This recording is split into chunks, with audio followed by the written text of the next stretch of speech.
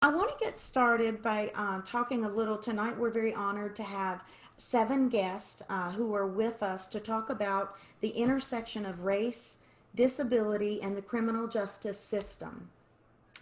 I'm going to first just kind of introduce people very briefly, and when they come on, they will tell you a lot more about themselves. So we'll first just start by thanking Delegate Sia Price for being here tonight. She is our legislative guest and represents the 95th District. We have Ben Bro. He is a disability rights advocate and a member of the newly formed statewide Self Advocacy Alliance. Um, and he has with him his communication partner, Sarah, who is also his mom, and Janelle Gilmer, if you wave, also a disability rights advocate and a member of the A Life Like Yours Self Advocacy Alliance. Brian Kelmar, he is a father of a son with a disability and co founder of the Legal Reform for Individuals with Developmental Disabilities group. We have LaShonda, who we are working to bring to the screen, is a mother of two sons, lives in Henrico, and is here to talk about the experiences of both of her sons. Laverne Russian is here to share about her son Matthew. He is currently serving a prison term following a car accident, and we'll hear a lot more about that from Laverne a little later. Waleska Watkins is here, is an attorney in Northern Virginia and the mom of a 9-year-old young man with autism. And we have Teresa Champion also here, a disability rights advocate. So thank you all for being here. I want to start by first asking you, Delegate Price, if you can share with us, and you're on mute now, so let me hit that. Okay. If you can share with us a little about your work in the world of developmental disabilities and racial justice and everything that you've done in the legislature and in your community. Oh, thank you so much. That is a lot that I could cover, so I'm gonna try and tailor it. But I began serving in 2016, and two of the most important things that have held true are: one, it's important to listen and honor the lived experiences of residents in the Commonwealth as legislators consider policy changes, Mm-hmm. and it's important to show up when there are opportunities for dialogue to make sure that government is accessible to residents that we serve. And so tonight is an opportunity for me to do both. And so I just want to thank you for allowing me to be here. But very briefly, I'll tell you a little bit about the work that I'm doing. I have served on the Health, Welfare, and Institutions Committee all 5 sessions that I've been there. And this year I was appointed to be the chair of the Behavioral Health Subcommittee.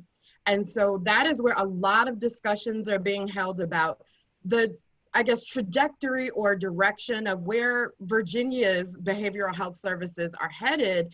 And so it was important to me to make sure that those decisions and the conversations that we're having include people who would be most impacted by those decisions. And so again, I'm really glad to be here. But I'm actually just getting off of another Zoom meeting where, yes, it's been a wonderful day, but the Department of Behavioral Health and Developmental Services offered updates. And it has been really good to hear about some of the services that have been available even through the pandemic.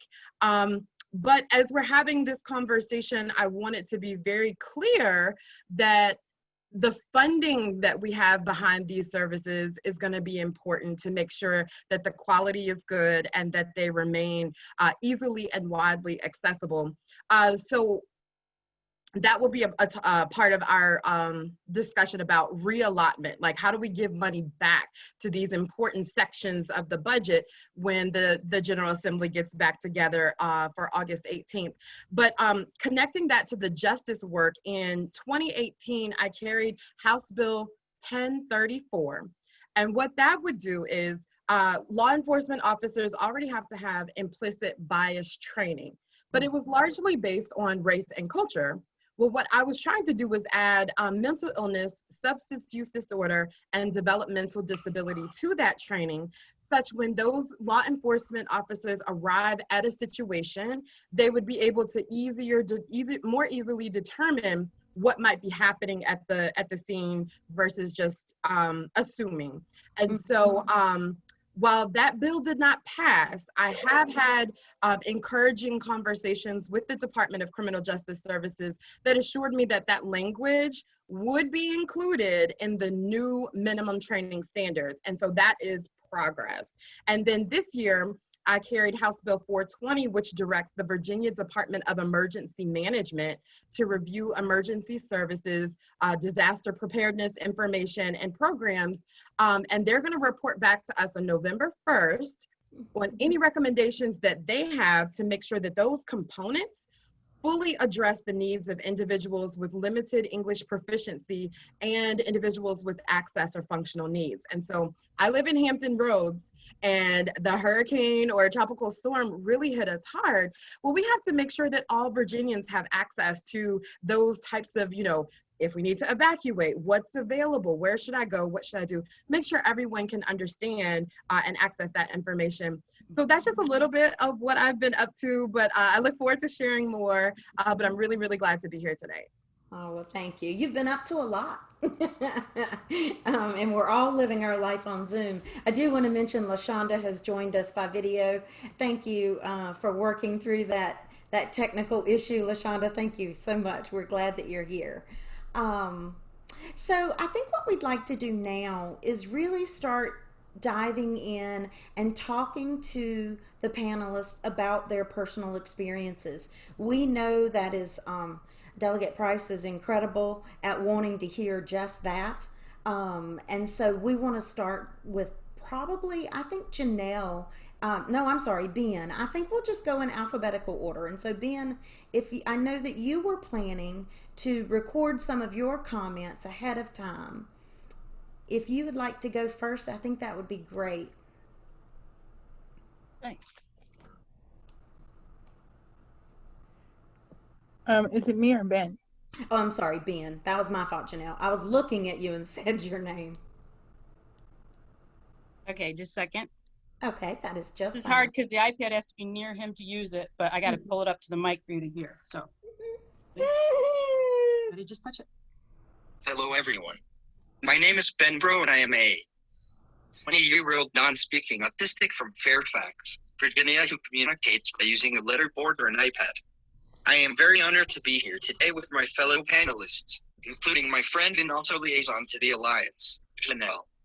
The topic we are discussing today is a critical and important one that truly deserves legislative attention and enacted.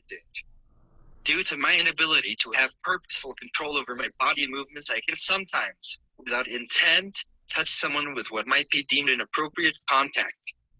Currently in our state of Virginia, it is possible to be charged with a criminal felony of assault for touching without their consent a police officer, first responder, or other member of the law.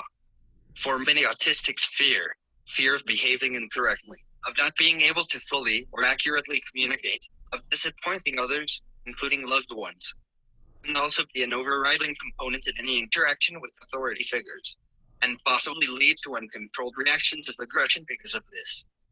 I strongly feel a formal program for training police and other first responders is needed at all levels, local, state, and national, to truly support and protect autistics and others with disabilities when it comes to interactions with the law. A key part of this program on the local level could be a voluntary registration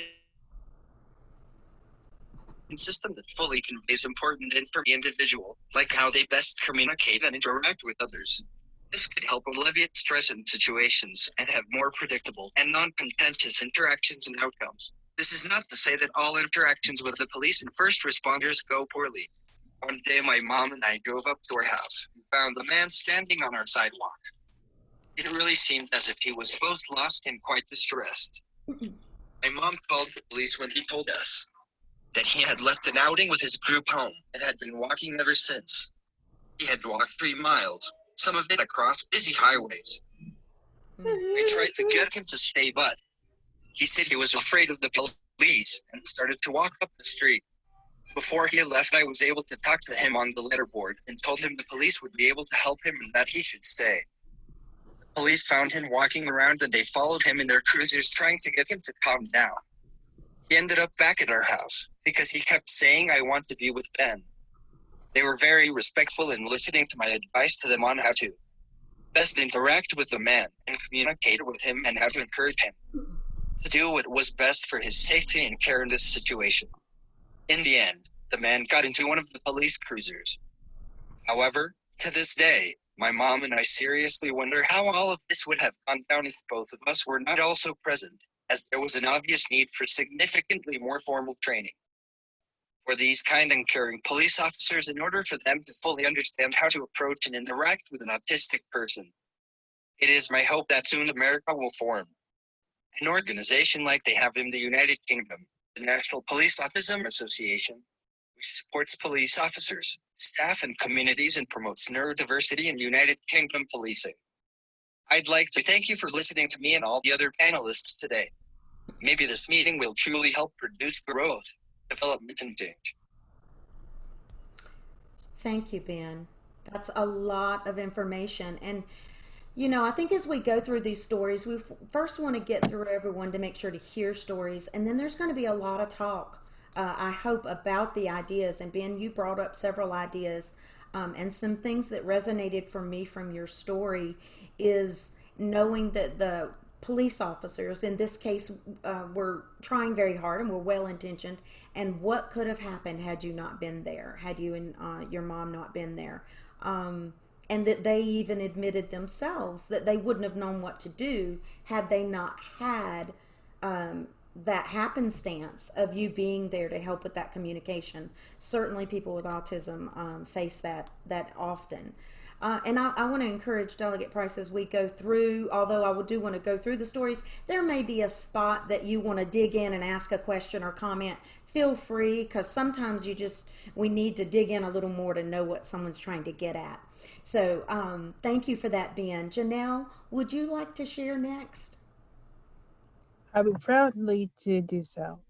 I first would like to start off by saying, I'm not going to share my entire speech I did, but I will share that later, unless it's okay to do it now. But I know we're just getting in the meeting, so I'm just going to share about myself. Well, it's okay to go ahead and now, because I think that everyone can have kind of that 3 to 5 minutes. Okay. And so I think that's. Should I pull it on? I was going to pull it up on my computer, so you may not see me, or should I pull it on my phone? Whatever works better for you. I'm sure that we're all fine with accommodating what makes it easier to read. Well, I like to start about myself, and then I'll do my story, and I'll be quick. I'm Janelle Gimmer, an autistic self-advocate, just like Ben. We're both autistic, except for, me. I'm verbal and he's nonverbal, but I do respect Ben, and I'm glad he's making some good achievements in his life. I've seen his interview and I really respect it. More about myself. I'm 25, going to be 26 in September on the 22nd. I have a high Asperger syndrome function, meaning I have Asperger syndromes. I'm high functioning. I'm a mild version of my disability. And I also have not only my disability, but I have intellectual disability, IDD, and I have maybe a little bipolar. I have been in episodes where I would walk out, and I know how to flip back into where I once was in a certain setting, and trying to learn how to, do right and respect the family and not act out of, me panicking or being scared. It's a little personal, so I'm just going to keep some things to myself. I think me and Ben kind of can reflect on that ourselves and more into that as people with autism and disability and with the criminal justice reform. And I would like to see more active change in the way the community is going about people with disability and not violating them because of their rights. But I do a lot of volunteer work with Care Camp, the Alliance. Part of the Alliance, if you don't know, I'm part of the communication committee. I'm a liaison, which you advocate on behalf of yourself and others. You self-advocate or about others to speak for yourself when they cannot in unpredictable situations. I'm even a member. So I'm a liaison, part of the communication committee, and a member. I actively maybe every other couple of weeks, meet once or twice a week with the communication committee to discuss things we need to do and improvise with our alliance. In our Life Like Your Alliance with Miss Jamie Libin, she's participating. She's on here today, but she has to watch. She has helped me so much, even with the speech I'm about to give, and really directing me into a better way of life and learning about people with disability and changing my outlook on disability, with my own disability, and not seeing myself as a threat or problem, and loving myself with that, and uplifting others, and being a story, and doing right to help lead a better life for myself, and knowing about disability and how to speak up. I also do Lions Go with the Ark, and we just help those less fortunate with like older and young people, give food or visit the homeless and stuff like that. I'm gonna give my speech, and then I'll be concluding on that. Are you guys ready? Yes. Hi, I'm Janelle Gimmer. I'm a Alliance liaison representing the Ark of Greater Prince William Self-Advocates. I'm here to talk about the intersection of race, disability, and criminal justice reform. Before we begin, I'll give a brief description of myself and what I'm wearing. I'm a 25-year-old Black woman with developmental disability. I'm wearing a silver black dress, orange red beads, and I had a white coat on, but I took it off. I have black, laid back straight hair and a ponytail. I believe in civil rights, justice, equality, and reform. As a Black woman with developmental disability, I have faced double discrimination. I have faced discrimination based on my disability. I have faced discrimination based on the color of my skin too. Racial justice is needed, as well as disability justice is needed. I believe in approaching these issues being mindful of intersectionality. My disability and race are parts of my identity, but they don't define who I am. They do affect my day-to-day life, though. Both ableism and racism affect how others treat me, and they affect how thousands of other Black people with disabilities are treated too. Statistics show that Black people with disability are very vulnerable to police brutality, police-involved shootings, and mistreatment like solitary confinement while being incarcerated simply due to having a disability. The mistreatment is because people with disabilities are seen as a hindrance or failure in society.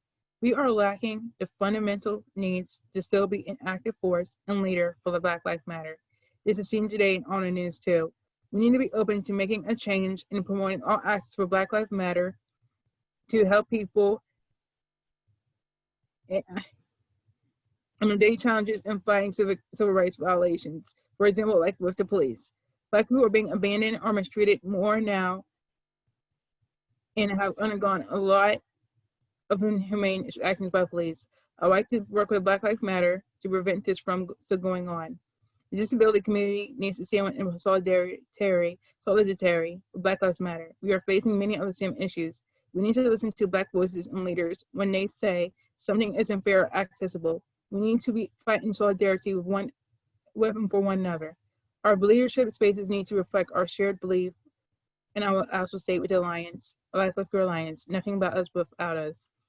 In today's news, I have heard and mentioned myself about civic relations with the police, policymaking, and even the disability community. I want to give you my knowledge of this topic in our conversation and speak on my personal situation and story as we speak in today's session with each of the other panelists. As a disabled person, I have my encounters with some forced injustice based on my disability, condition, or even character. For someone who has been through public discrimination or criticism, I feel it's important we take on social and political matters so we all have a voice. I've still used my voice to get the word out, and it has been a journey. One of the rights I've been violated on is maybe social interactions with those of non-disability, even those here with non-disability, and not being seen as normal or friendly, even with my family. However, I know in criminal justice reform, I see that others in my position are being pressured to incite others on key measures that are important to them and not really having their own intuition. To me, feeling oppressed, disliked, violated, or discriminated against has been very hard for me. So I would like all people here today to know I stand beside you in all unwanted situations or behaviors in the system that gets overlooked by actions taken against you as a victim. I would say for the criminal justice reform, for those coming into altercations with disabled people, to have a clear mind, we are not all at all a danger or determinant to youth or world and should be treated as just that. There should be a better approach of helping those with disability in society to refrain from involuntary behavior and to be treated with respect. And that also regards me and Ben in our struggle. But not that we are a threat to our families, friends, and neighbors. The Criminal Justice Board should understand we as a disabled person may not know our actions are not necessary out in public, and that's why we should focus on the issue, including the police who are looking out for the community when a disabled person has committed a wrong action in public. Lastly, I've seen myself as someone not only with disability, but a person whom some may wonder, is she a good role model and has positive actions in regards to my behavior? And with that stated, I'm always cautious to make good choices and decisions in and out of the community, making sure I am not a disturbance while doing my daily activities by myself or with friends. And intersectionality is a matter I'm going to say is a big deal. And reason why? It's important to respect all people, be an example, do not violate a person's right, and also not to discriminate based on someone's race, identity, and disability, whether they are queer, religious, or have other orientation or self-awareness that is not maybe not shared amongst ourselves. Do not let the unparalleled systematic discrimination or racism make you feel you are not able to work together on an intersection of race, discrimination, and criminal justice. And I mean that from the heart for any of all of us. One more thing, I'm trying to fight for inclusive services for daily support with adult needs, and I'm almost aging out. I feel it's important to speak up on this matter and all I discussed today with everybody on this meeting. And I am proud to consider myself a member of the Life Like Yours Alliance Communication Committee, and liaison with my friends Ben, Charlotte, Richard, Sean, Jennifer, Lorian, and a lot of other people I did not name. I must stand up for our rights despite our identity and orientation. Thank you. Thank you, Janelle. Hope you enjoyed. Powerful. Thank you so much. You're welcome. Thank you for Wonderful. having me. Brian, would you like to go next and tell us about the experience of your family and your son? My name is Brian Kelmar. Our nightmare began about 10 years ago when my son had just graduated high school and went off to college to start a program at Marshall University that has an autism program. Unfortunately, the program wasn't happening during the summer, so he was just up there for regular school orientation. Like most kids with autism, he doesn't have a lot of friends, and at that time, through high school, he didn't have any friends. So when he got a text message from a young lady that was a teenager also, a younger teenager, he thought that was great because now he had somebody, a friend to talk to. Well, her messages started getting very aggressive and clearly very sexually aggressive, and got into situations that he even said, or she even said to him, clearly don't understand what I'm talking about. And he went, no, I don't.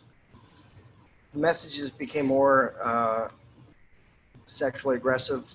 He came home, and when he came home, she wanted to do a hookup. He had no idea what a hookup was or what that was supposed to be. And he had no idea of how to handle the situation. So he went out and figured if he went with her, she'd leave him alone. They went out, he stopped in his car, and she became somewhat aggressive with him. Like many kids with autism, he's like a computer when he has a lot of sensory issues that go on his body, whether it's smell, taste, touch, whatever it may be. His brain literally shuts down. It's like a computer with a ton of programs up. What happens? It freezes, and his does, and he'll re-engage, just like you're restarting the computer in about 2 or 3 minutes, or maybe even longer. And when he did, and he realized what was going on, he told her to stop. He left, he took her home. That night, about 3 o'clock in the morning, the police came to our door. My son answered the door because I was in the back bedroom and he was in the forward bedroom closest to the door. When the police came and asked him what happened, he thought she was in trouble because he was the aggressor. So he told them, and what happened, they arrested him.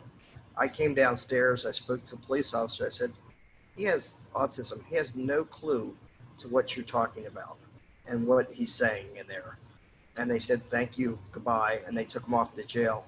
He was in jail for 2 days. I finally got him out on a $100,000 bond. And there, we had a legal system that my family, have no idea of how to navigate. We've had speeding tickets or parking tickets, but that's about it. So when we entered the legal system, we hired a lawyer that we thought understood what was going on, but he had no idea about autism, or disabilities or anything like that. And we ended up plea bargaining. And even at the trial, a couple things that were obvious. When he went to the trial and he had to plea, he said, the lawyer told me I have to plead guilty. And he said, I can't. I'm a I was an Eagle Scout. I can't plead guilty. I didn't do anything wrong. So he pleaded no contest. And even when he went through the judicial system and the judge asked him, do you understand? Do you agree with this? He had to look down at his lawyer. It's actually in the transcript where he looked at his lawyer and said, do I understand? He had no idea what the judge was even asking him on the simple questions. And the lawyer would nod his head and say, yes. Just nod your head, yes. What happened is he went through the hearing and the sentencing. We had several forensic psychologists testify. And as they said, clearly she was the aggressor and clearly he had no clue what was going on in there. The judge he understood, but he said, unfortunately, we don't recognize developmental disabilities in the state of Virginia. He ended up sentencing to 10 years in prison. But since the judge understood, he said, all of that will be on probation. We thought, okay, he'll be able to go back to school. We had a fight to do that, to get him back to school. The probation officer understood the situation. And instead of him being on supervised probation for 5 years, he went, clear, this is not what these laws were intended for. He was able to get him off probation in 2 months. On top of that, what we didn't find out till later was because the way the laws are written, he not only would have this crime, federal crime on him, he would also be on the sexual registry. And because of the way the law is written, he was on the violent sexual registry for the rest of his life. This has destroyed a kid that has worked hard. He's gone to college. He's earned the Eagle Scout. He has never been in trouble. And I thought I was the only one. So about 6 years ago, I got with the National ARC, and they asked me to do a webinar and tell my story similar to like what I'm doing here. Well, typically they only got about 100 to 150 people signed up. This one had over 1,000 people before they had to lock people out. And we found out that this was a lot more common. And this was actually fairly prevalent of similar situations that have gone on. And you'll hear some of the family members here tonight. So we went on to found an organization called LRID, Legal Reform for Intellectually and Developmentally Disabled. And we have been growing, and unfortunately, by leaps and bounds, of other parents sharing very similar stories, situations slightly different, but getting involved in the criminal justice system and the autistic situation has been destroying families. And when you intersect that with, if it's a race, if it's a person of color besides that, it makes it even 10 times worse. So our objective is to try and change the laws and change policies and change education so that this doesn't happen to future parents and kids like that are on here that could easily get caught up in a criminal justice system that continues just snowballs once it starts. And it's unfortunately a lot of times it's guilty until proven innocent, unless you have enough influence to change it. Thank you for that, Brian. There are so many people going through the same thing. We're hearing a lot of themes from everyone. Laverne, your family is going through heartbreak right now. And so we'd love to hear your story. I'd like to first thank you for having me on here, share Matthew's story. My name is Laverne Russian. My son Matthew Russian was diagnosed at an early age with ADHD, Asperger's, speech delay, stuttering, severe anxiety disorder, and traumatic brain injury due to a car accident back on January 6, 2017. He currently has a cyst on his pituitary gland that increases involuntary anxiety, transition blindness, severe headaches. Matthew turned his disabilities into abilities. He graduated Lansdowne High School, went on to Old Dominion University as a mechanical engineering student, never in trouble, volunteered throughout our community and even other countries. Some called him an angel among us within our community, and he's just a loving, caring, compassionate young man. He's always maintained like a positive perspective. Well, that story changed. January 4th, 2019, Matthew was unjustly ripped away from us.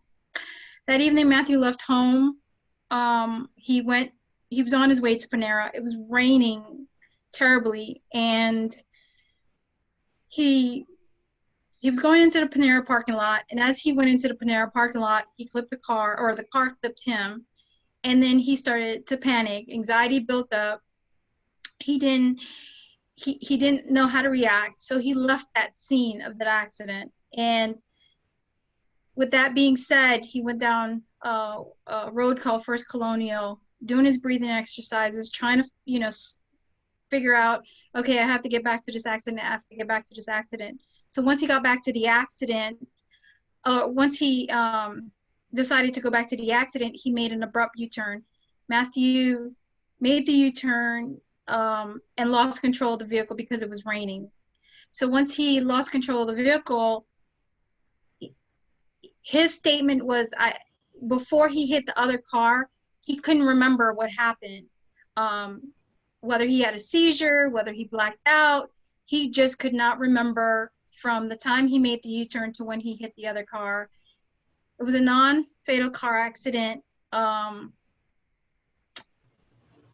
which a car hit him from behind, which stopped the vehicle. As Matthew came out of the vehicle, a man was yelling at Matthew, just belligerently yelling at him. And so Matthew repeated what the man said. The man was like, "Are you trying to kill yourself? Are you effing trying to kill yourself? You try to kill my wife and I?" And so Matthew then is going through, this realm of anxiety. And so echolalia comes into play, where he then repeats what the man is saying. So the bystander heard the end portion of it, which is trying to kill myself. The man who was yelling at him heard, "I'm, trying to kill myself." So those words were taken and twisted. And so a car accident was then turned into a crime by the Virginia Beach police. That night, after interrogation after getting through a sobriety test, he passed the alcohol portion of it. He couldn't pass the cognitive portion of it, because each officer out there, 17 officers out there, all of them stated the same thing, that Matthew was not coherent. He couldn't follow directions.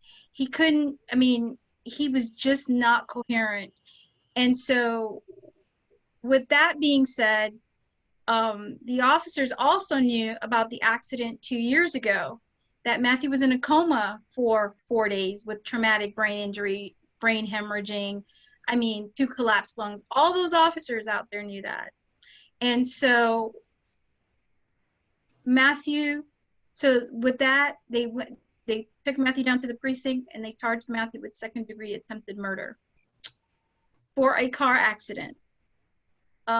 In the interrogation video, we have it posted online.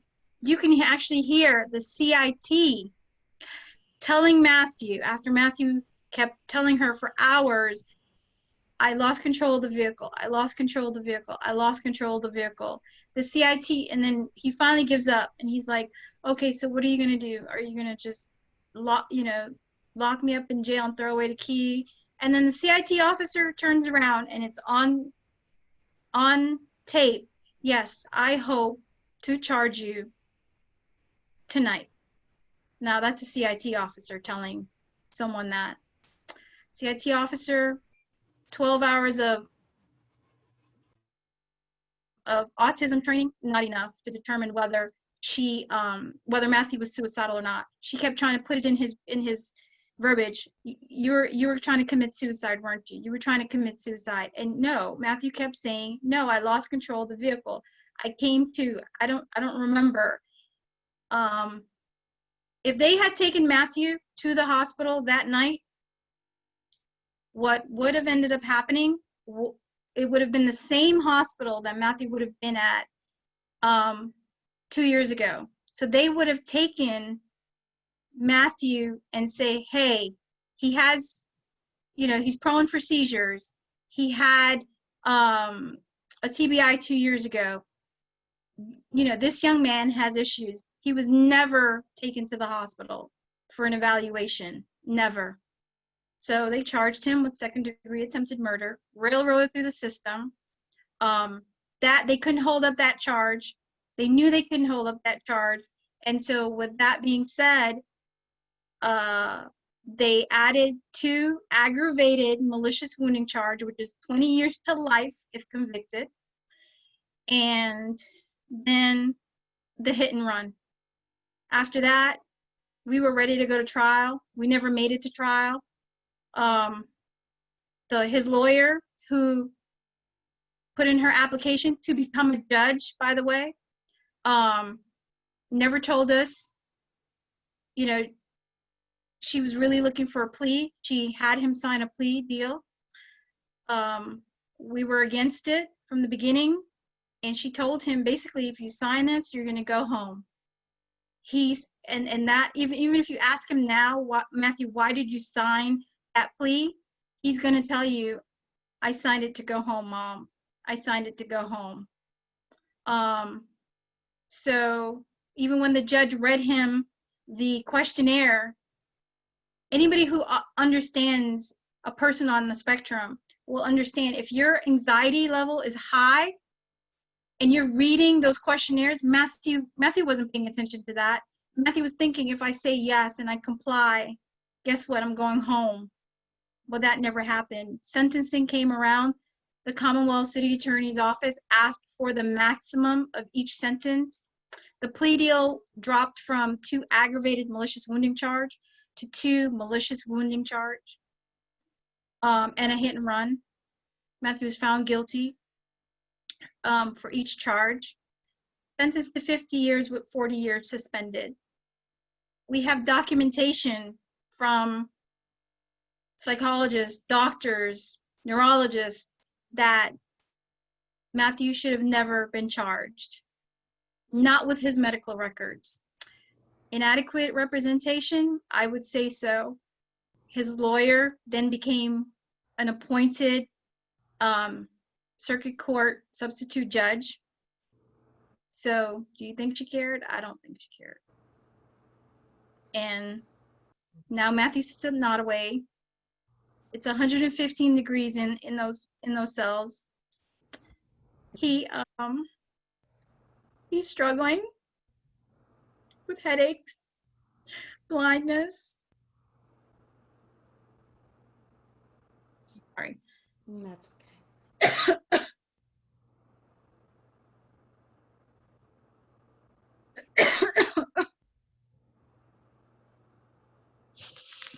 Laverne, thank you.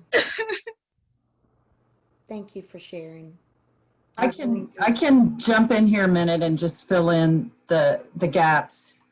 We have an attorney who's helped us prepare a petition for a pardon. And so Laverne has done an excellent job with the help of other advocates, self-advocates, in putting together a webpage, action. We have a petition, change.org petition that's got over 166,000 signatures. We have celebrities from multiple shows trying to help us. So what we would ask is that everyone look for Laverne Russian's page on Free Matthew Russian, sign the petition, write a letter to your legislator, and I can put in the, oh, thank you, Tara, for putting in the Free Matthew Russian link. If you don't know, I know our participants and members are very knowledgeable about who their legislators are. So contact your legislator and ask them to advocate, and contact the governor, because we're trying to get Matthew pardoned. He should never have been sentenced. He should not be there. Thank you, Laverne. Thank you, Teresa, for adding those points and really just for sharing what is, I know, a very heartbreaking and just painful story. So I appreciate you being here to share that. All of you are sharing personal stories that are painful or fears that you have, such as with Ben and Janelle, fears of what could happen. LaShonda, if you'd like to go next, we'd like to hear about your sons and what you've faced as a family. Let's see. I'm going to click unmute. It'll prompt you once I do that. There you go. I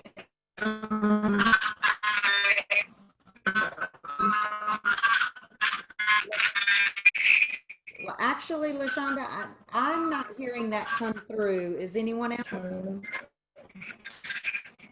No. LaShonda, your connection. Oh, try again. Can you hear me? A little bit now. If you want to try for a second, and if it doesn't work, we could try the phone calling in. Can you hear me now? No, it's too choppy. Do you want to dial in with the phone? We have no problem. If you dial, I can find a way. Is that still your number on the right side? Are you still connected by the phone?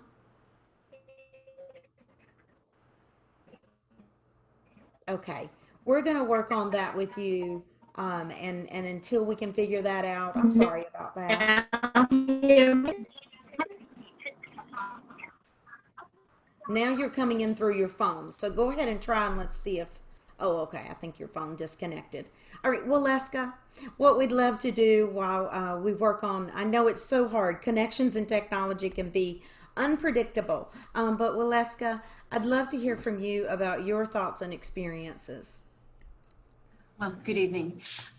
Yes, just to introduce myself a little bit, I'm a native Puerto Rican Islander. I live now in Loudoun County and I love the experience of living in Virginia.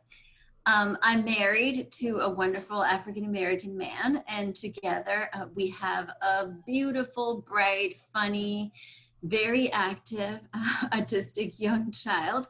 And if you see me suddenly turn around, it's because he's around trying to peek in and listen. So for us, really coming from our backgrounds, me as a member of an ethnic and language minority, part of the colonial possession of the United States, and for my husband being part of Washington, D.C. and being an African American, we're very conscious of how race and other disabilities can interact. For us, it is really a great concern that not only do individuals with disabilities have to experience structural barriers throughout their lives, but that in times of need, they are unable to really count on those who are supposed to be helping us. I don't think I have to preach to the audience that we have here in terms of statistics and numbers, but it really does concern me that my son's interactions with law enforcement are not going to be the same. They're not going to have the same quality of support and justice seeking as other people would have who are not disabled or who are not members of racial and ethnic minorities. For me, it is really something that limits our choices in life. I don't think anybody understands the fear that I have that because my child has brown skin, that because my child suffers from anxiety as part of the spectrum of different symptoms and conditions that he has, this could really imperil his life. And though he is only 9, and precisely because he's only 9, we have to start early to teach him exactly how to interact with police officers. And it really breaks my heart that as we walk in the neighborhood, I have to tell him, listen, if for some reason, because we have, not myself, I'm a light-skinned woman, but he is a brown child. So I have to tell him, listen, there might be times when police officers come around and you have to be able to interact with them in certain ways. And so, because I'm an attorney, part of the ways that I train him is I always tell him, like, you have to assert your constitutional rights. And this is not something that a 9-year-old should have to learn about. Like, my child should be learning and focusing on being independent and learning life skills, not in having to present himself in a particular way to police officers as he grows up. I think something for us that really limits our life choices is that I refuse to send my child to public school that has police officers as SROs. To me, that is just not something that I feel comfortable with, because I understand that the training that police officers receive is not necessarily one that allows them to best interact with children with disabilities. And I know this not just from studying the law, the regulations, and manuals. I know this because I actually know SROs. And they tell me that they are completely unprepared to understand what manifestation behavior is and to handle appropriately, because what they're taught to do is to intervene with force, not to provide emotional or psychological support. We should really be investing more in counselors and psychological and social learning for our children, not in law enforcement and a school to prison pipeline. So apart from making some particular choices in our lives, what I have done with my preoccupation is I've become active as part of the state bar. As you mentioned, I'm an attorney. And so last year I wrote an article for the Virginia State Bar, the Invictus newsletter, as part of the State Bar's Diversity Committee. And I will drop the link on the chat box after I'm done. And so what I did is I explained a little bit of what, autism is, and explored some anecdotes, some cases that I found. And I'm so glad that the delegate brought up the Department of Criminal Justice Services. I contacted them to see how they currently serve police officers. And what they told me is that they don't necessarily have something specific that addresses IDD or autism, but that it is supposed to be covered in the disability curriculum that they give to police officers throughout the Commonwealth. And this was encouraging in some ways, because at least there is an awareness that this is necessary, but it's clearly not enough. Because again, interactions with police officers may always be nerve-wracking, but for individuals who don't have the same kind of typical reactions to sensory stimulus, who are not as able to handle anxiety as others, it's really important to have a professional that is seeking to understand the situation rather than to find a culprit. And so something else that the article explored was like how really we, as perhaps not the delegate, she's here to learn about us, but I think as parents, we really need to start demanding that state and local law enforcement start following American with Disabilities Act's requirements, that they start understanding that training that teaches law enforcement about reasonable accommodations, about the needs and challenges of all different disability communities has to be a priority. I think if they're able to understand how they can escalate rather than de-escalate the situation, it will make them more effective. And it will really make everybody more invested in what their purpose is, which is to create supposedly, right, a safer community, and to allow us all to organize life in ways that are more fruitful for everybody. One other thing that I did, or that I was trying to do as COVID-19 hit us, was that I was putting together a panel of experts, self-advocates, attorneys, and even a judge to train criminal prosecutors. So I went through the Commonwealth Attorney Service Council, and we got a seminar approved. It was going to be part of the Spring Institute to educate the state prosecutors on the different profiles and expressions of autism.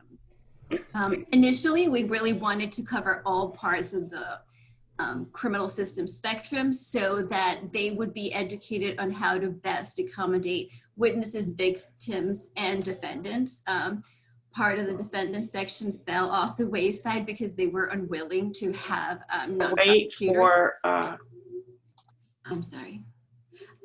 non-prosecutors tell them how to do their job. But I thought that it would have been something really important for them to get some sense of how developmental disabilities can affect the way in which people interact with the criminal justice system.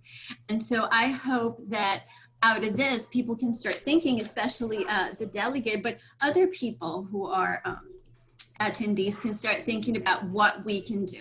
And definitely we need to expand opportunities for coaching, for training. My son loves alliteration, so we came up with a little phrase: compel copious, consistent coaching.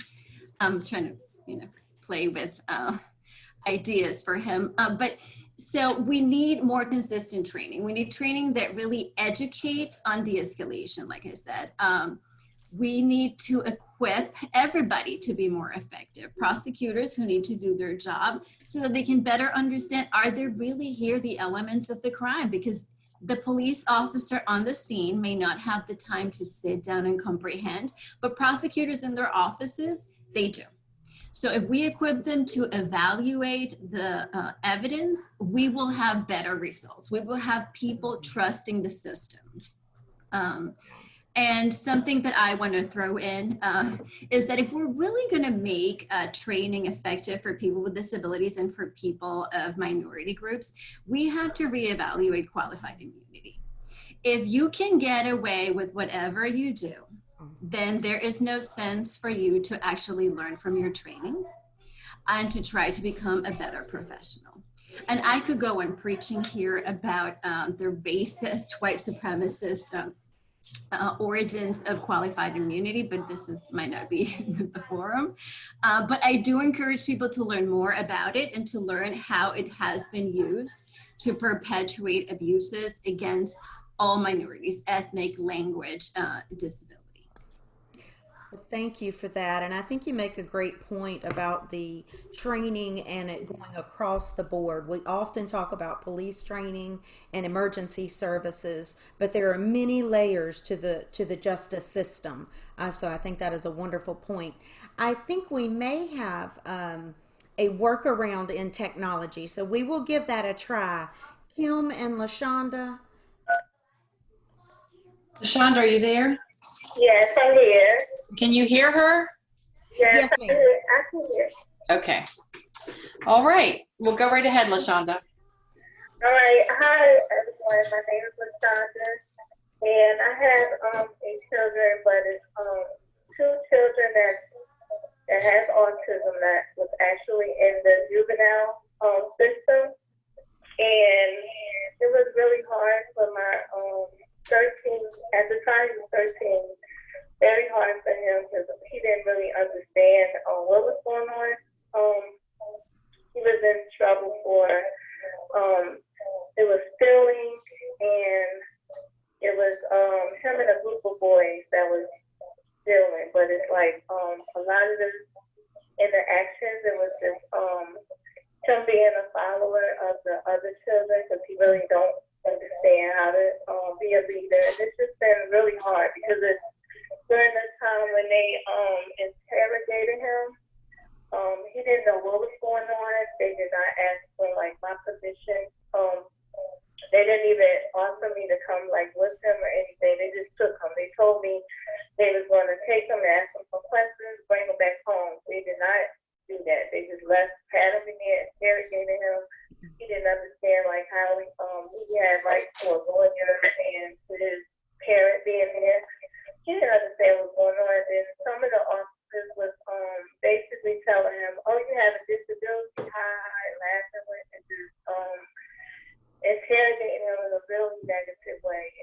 Not only does he have autism, he has ADHD. He has like a seizure, history of seizures, and brain abnormality. So it was really hard for him. And then the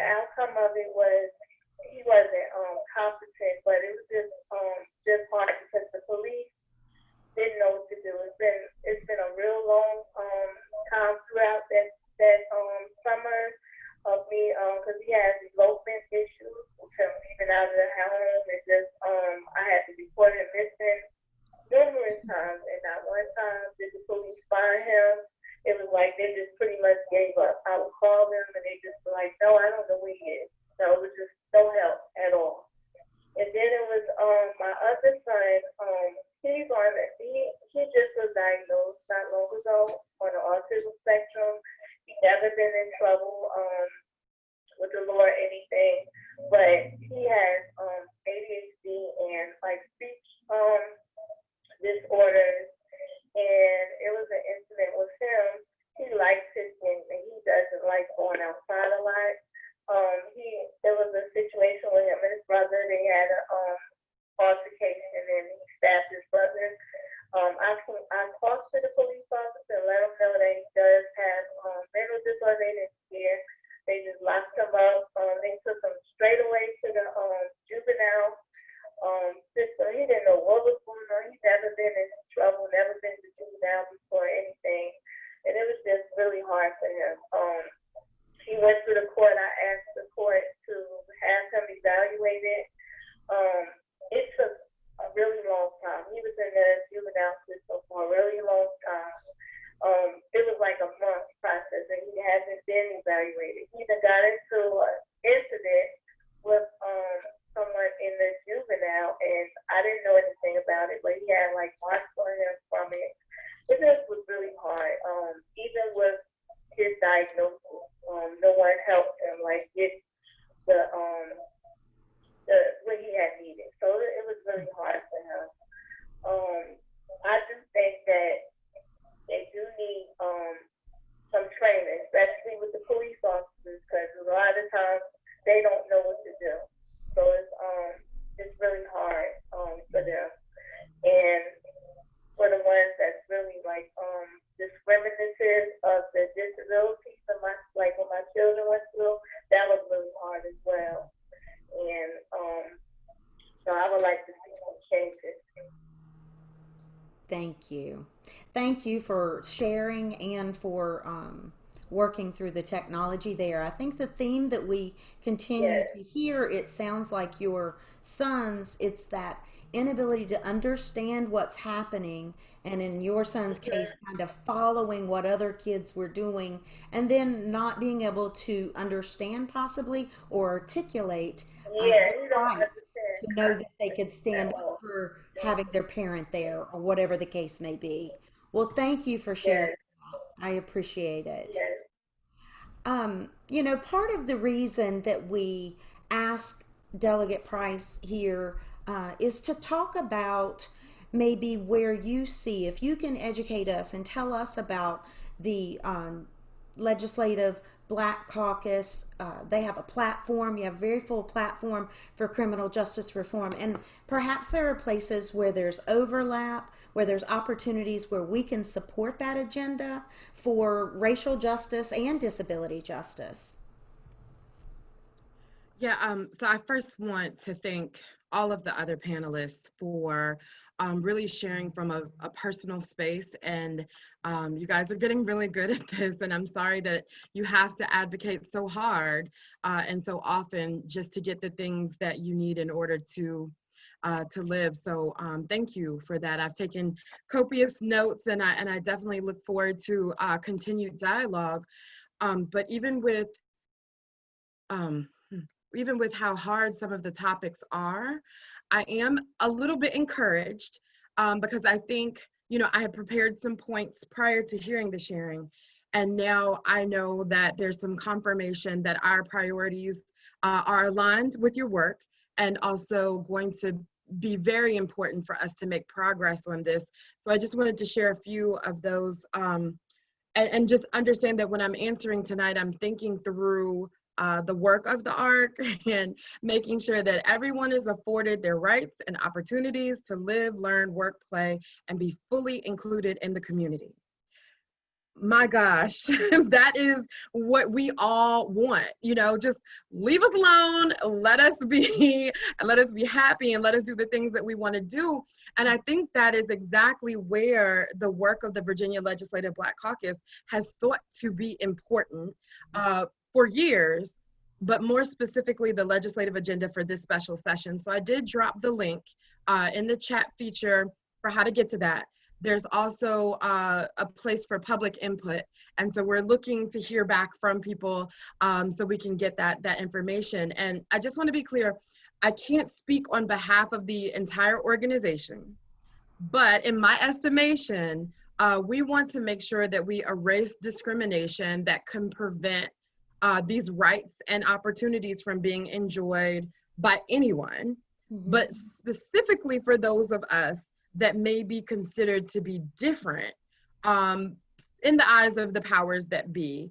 And so that overlap with race and disability status is there.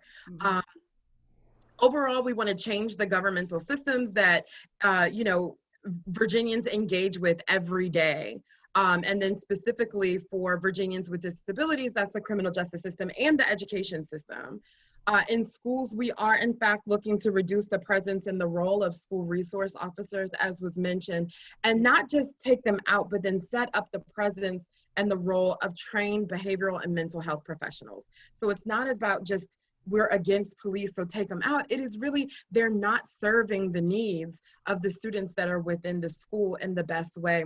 So Delegate Josh Cole is working on that. And we're looking at the studies. It's shown that students with disabilities, especially students of color with disabilities, have been shoved into that school to prison pipeline at higher rates. And they are referred to law enforcement more, punished more, and punished more harshly than their peers. And so how do we decrease that interaction and increase an interaction that does not criminalize disabilities, but actually support students in healthier ways? So that is on there. The legislative agenda also supports restructuring our criminal justice system. And so I've heard you all, but decreasing the role of punitive law enforcement personnel and increasing, again, trained behavioral health specialists.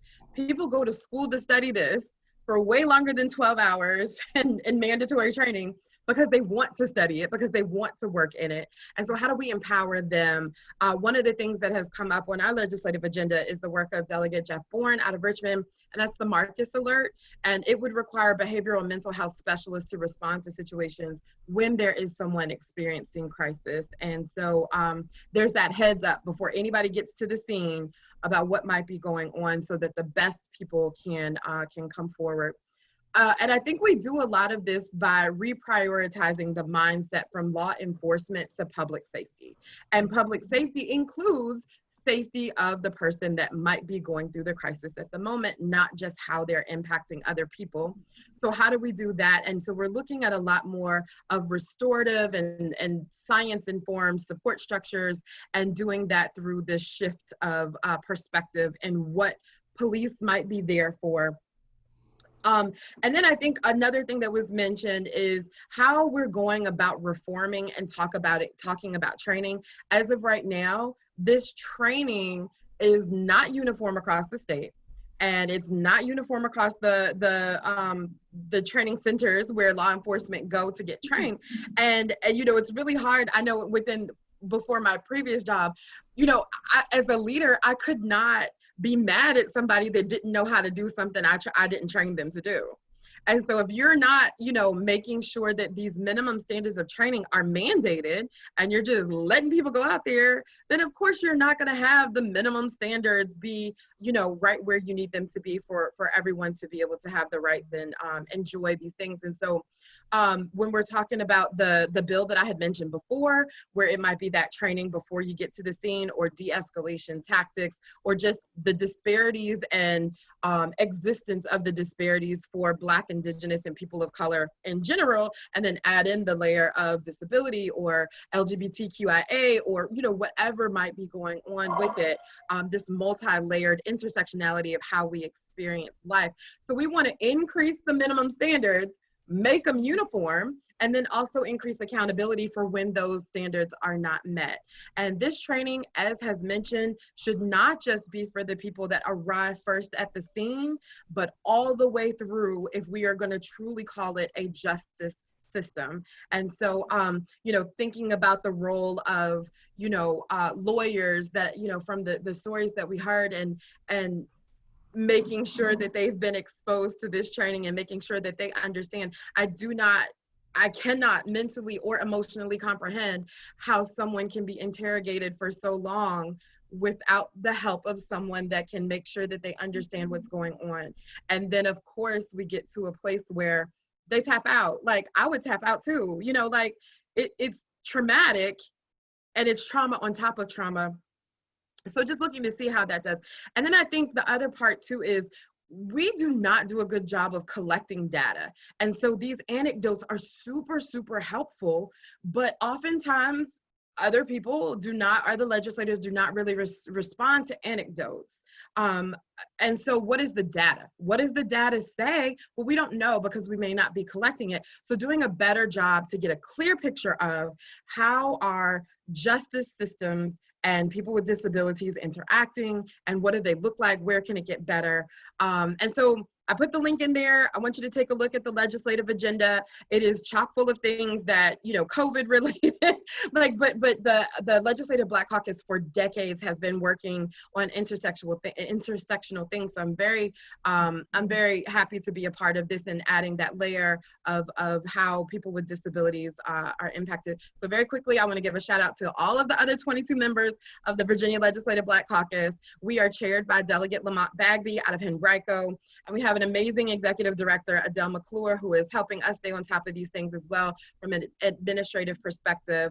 And that's not even all that we're asking to accomplish. And we also know that regular session in 2021 is coming up. So if we can't get everything in, you know, in August, we are fully ready to take these things further to January. So I'll stop here because I do want to allow time for questions and conversation, but be sure to look at that legislative agenda so that you can see some of the other items as well.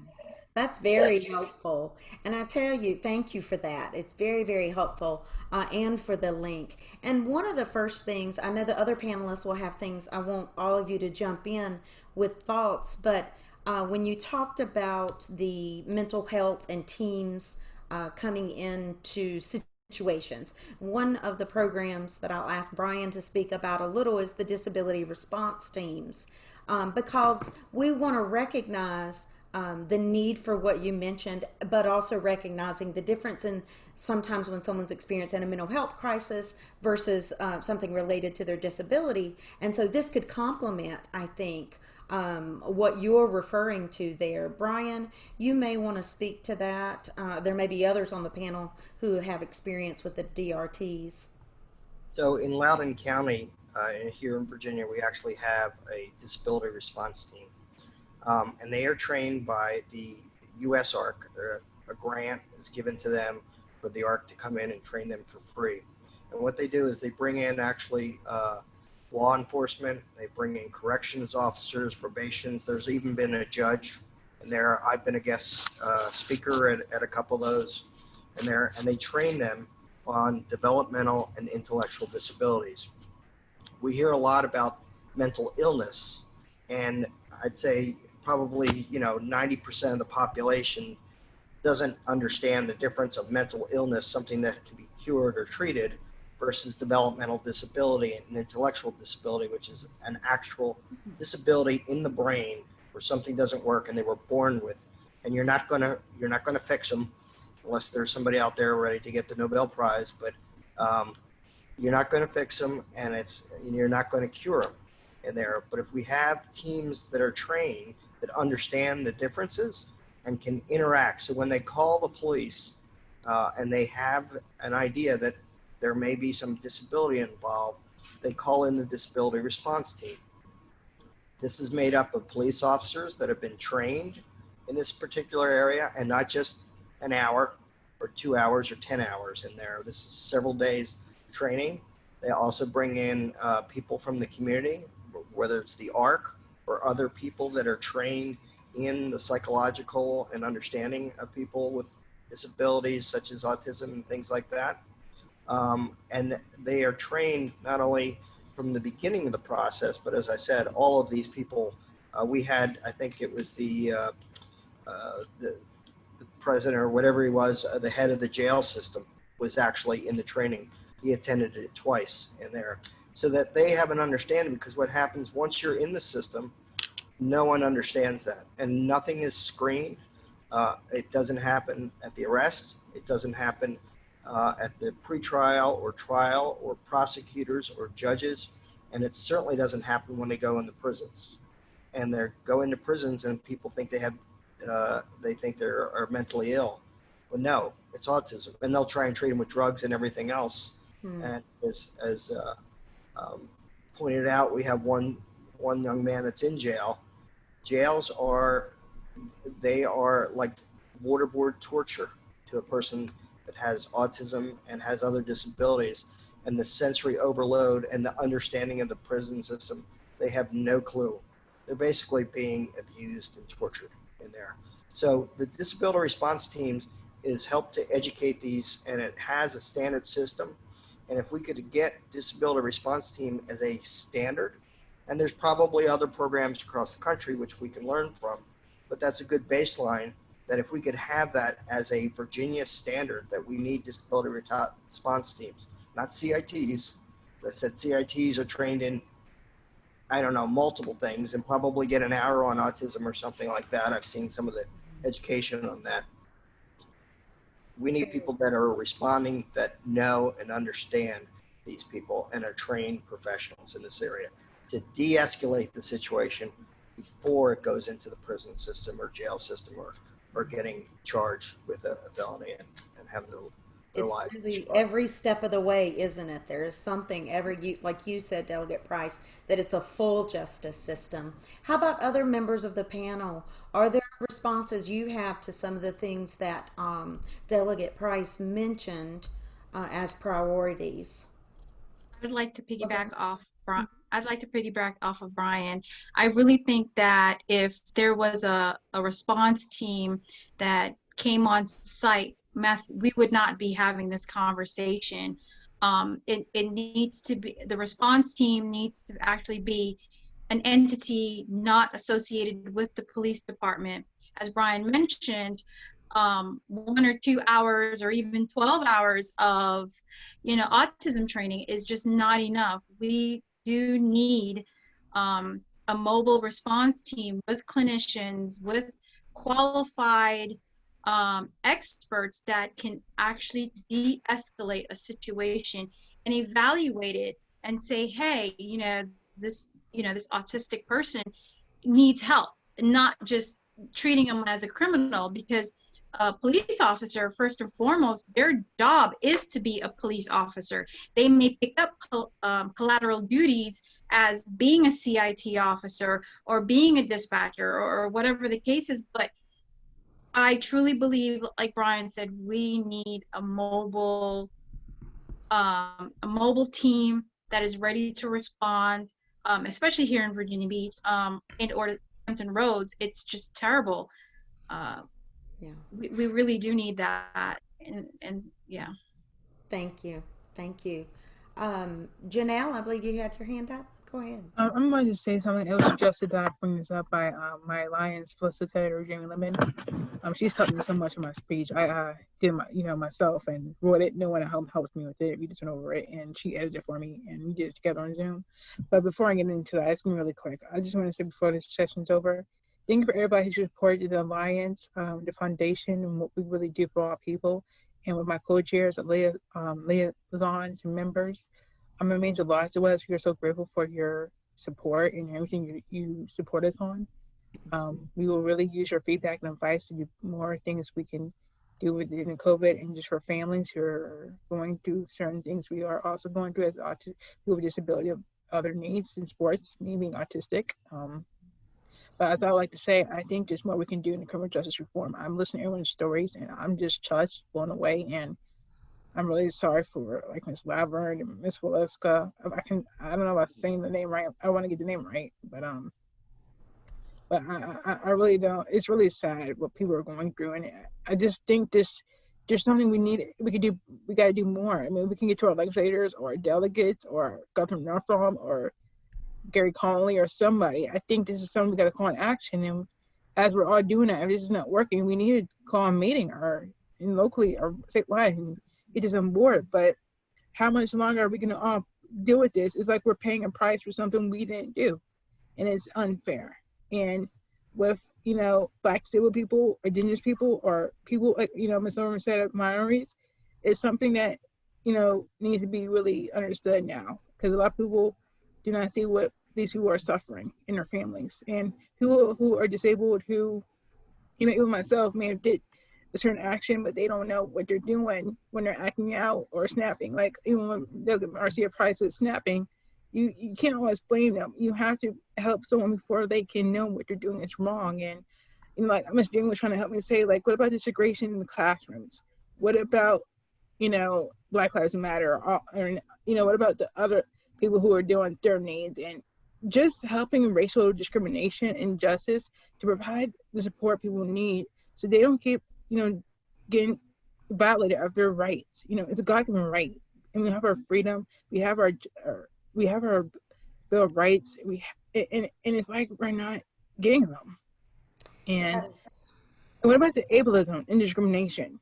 You know, and that's why I try to put in my, if anyone really focus on those things I said in the bottom part where I talked about the unparalleled systematic discrimination and, you know, racism, it's something you gotta really take in perspective.